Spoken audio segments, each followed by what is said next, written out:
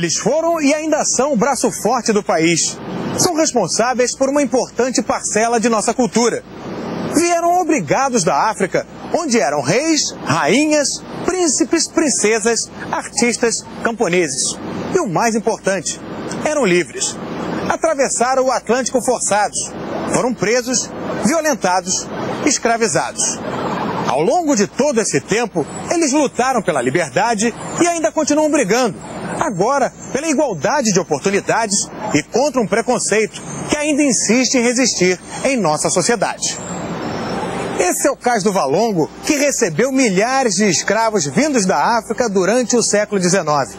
Essa e outras histórias você vai conhecer no Caminhos da reportagem de hoje, que vai falar sobre a herança negra deixada no Rio de Janeiro. A escolha do Rio de Janeiro como sede da Copa do Mundo de Futebol daqui a 2 anos, e principalmente dos Jogos Olímpicos de 2016, permitiu, quase por acaso, que parte escondida de uma história se revelasse. Durante as obras de modernização da zona portuária carioca, foram encontrados sítios arqueológicos. Na verdade, pesquisadores sempre souberam que sob a zona portuária havia muita história, escondida por sucessivos aterros.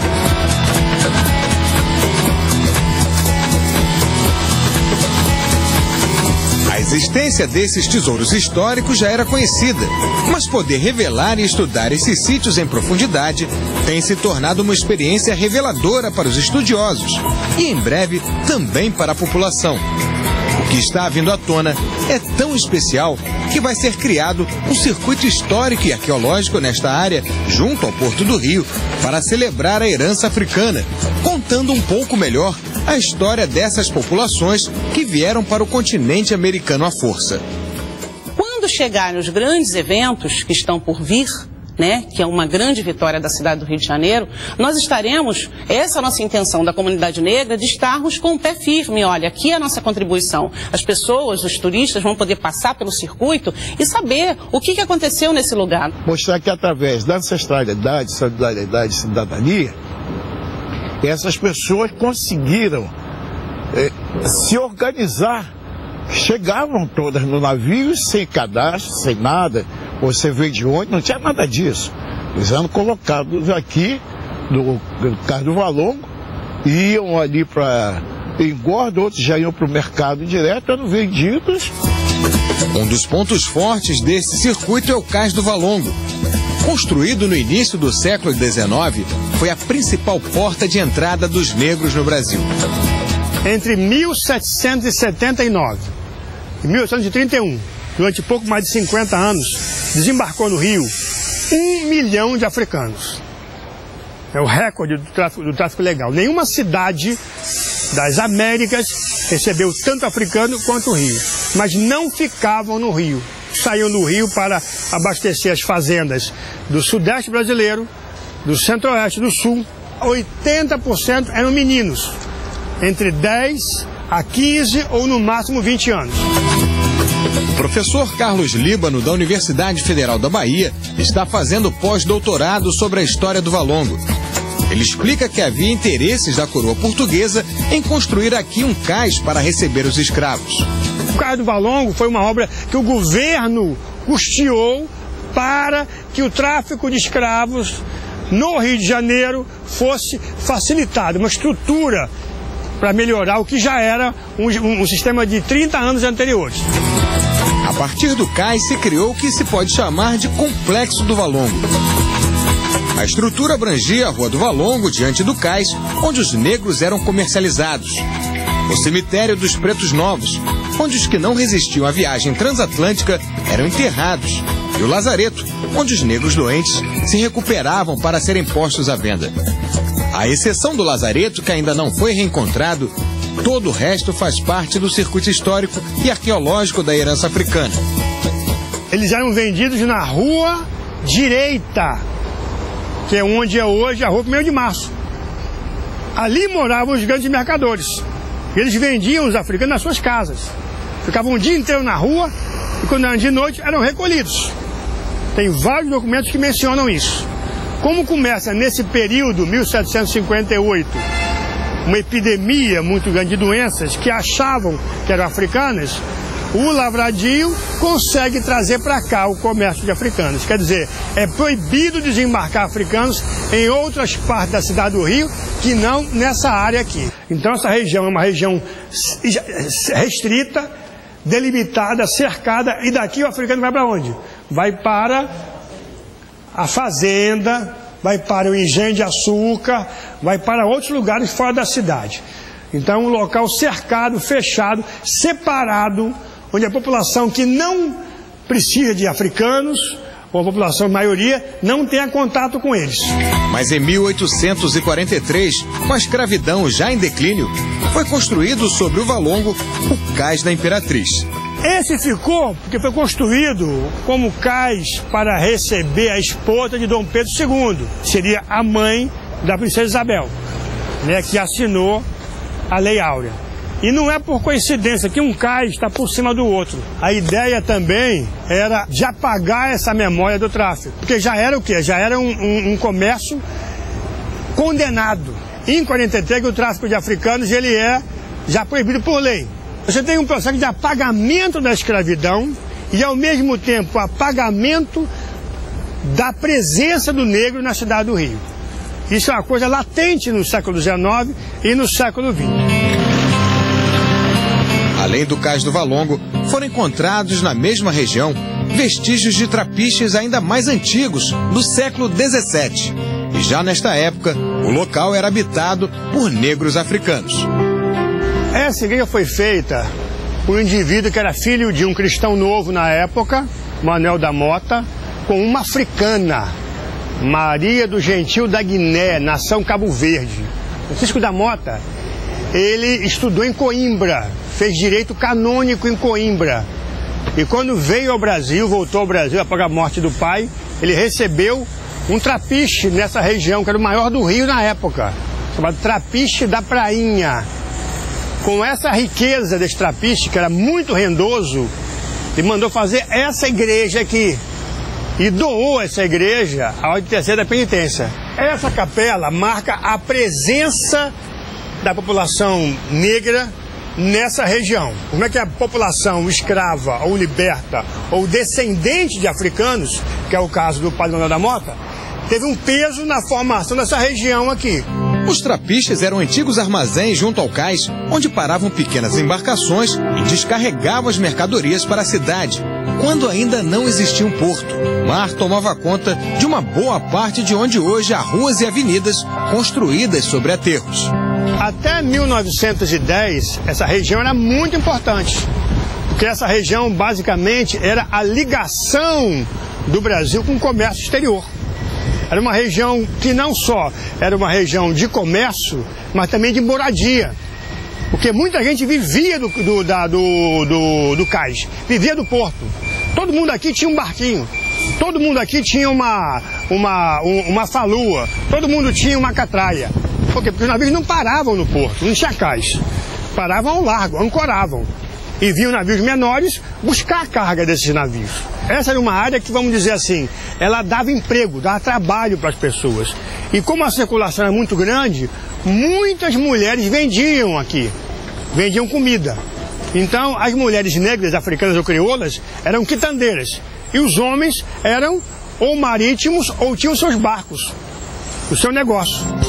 Aqui também foram encontrados 6 canhões ingleses de ferro com munição, numa região onde era desconhecida até então a existência de qualquer bateria de defesa para proteger a cidade de invasores que chegassem à Baía de Guanabara. Nesta época, a população negra no Rio de Janeiro não ultrapassava os 5.000. Pouco mais de 100 anos depois, na chegada da corte portuguesa ao Brasil em 1808, a estimativa é de que essa população chegava a 40.000. A explicação para esse crescimento é a descoberta do ouro, que muda a cara e a importância da cidade do Rio na relação entre a colônia e a metrópole. A primeira cidade a receber africanos foi Recife. Depois, no século XVII, Salvador. No 18 é que é o Rio de Janeiro. Entendeu? Em 19, inclusive, a escravidão sai do Rio e vai para o interior, as regiões do café, no Vale do Paraíba. né? Então a escravidão, ela vai o quê? Ela vai se espalhando pelo país. O Rio foi uma das grandes capitais escravistas, mas não foi a primeira, não foi a mais antiga. Pelo contrário, é tardio. O africano no Rio só chega após a descoberta do ouro, que é o ouro das minas que transforma o Rio numa cidade, digamos assim, importante a nível nacional. Até aquele momento, a capital do país, em todos os níveis, era Salvador.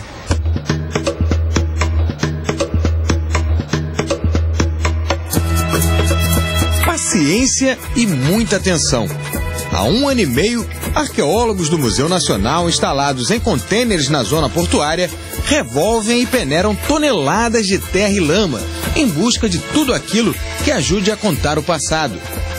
Às vezes são peças mínimas, fragmentos que precisam ser remontados como num quebra-cabeças.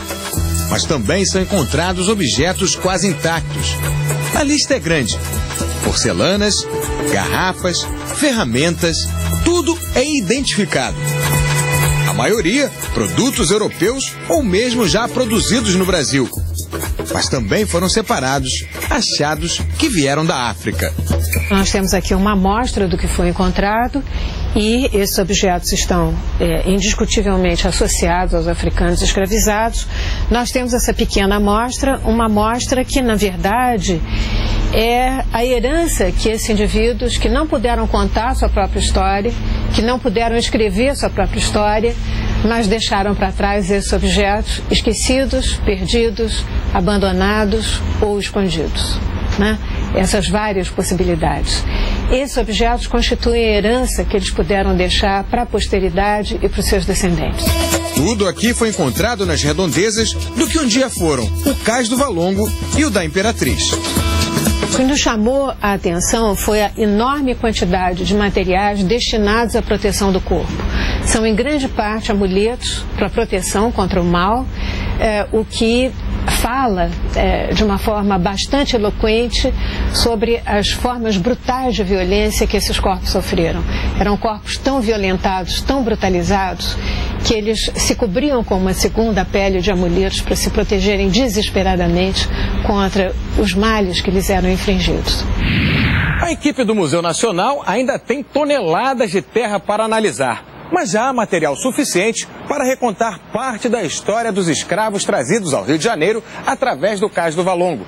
A ideia é criar um espaço aqui na zona portuária para mostrar todo esse material para o público.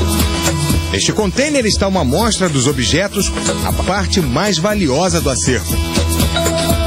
O âmbar era usado por pessoas de distinção hierárquica. Havia uma hierarquia, evidentemente, entre os negros que vieram para cá. Os de mais alta hierarquia utilizavam corais e âmbares.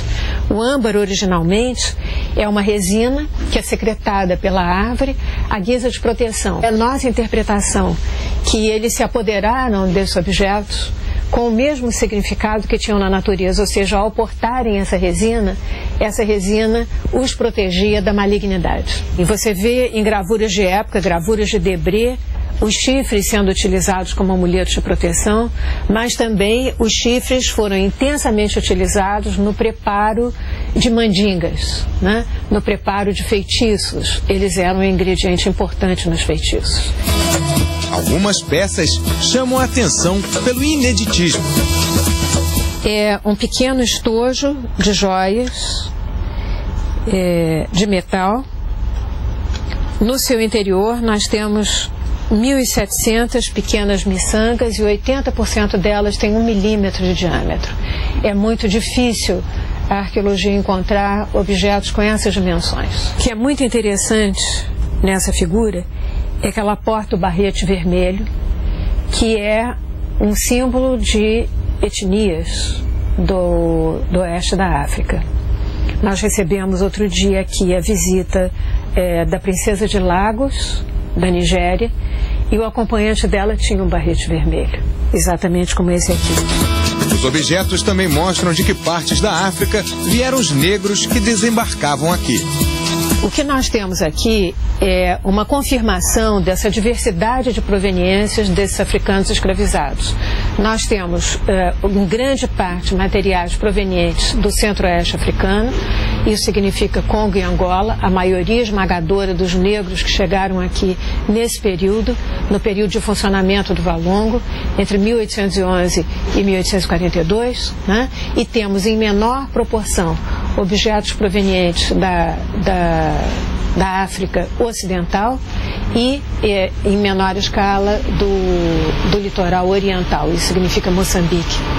Os chamados Moçambiques, que na verdade encobrem uma diversidade étnica muito grande. Então, a cultura material que nós temos aqui, ela espelha essa enorme diversidade étnica e cultural dos africanos escravizados que chegaram aqui. E a religião está presente em quase tudo que foi encontrado. Quando nós vimos que nós estávamos recuperando objetos de significado mágico-religioso, nós imediatamente entramos em contato com religiosos. Então era preciso ouvi-los para que eles nos contassem o significado dessas peças. E convidamos algumas ialorixás, algumas das mais antigas e mais respeitadas ialorixás do Rio de Janeiro, que nos começaram a ajudar a desvendar os segredos dessas peças. E elas ficam sempre profundamente emocionadas quando veem esses objetos.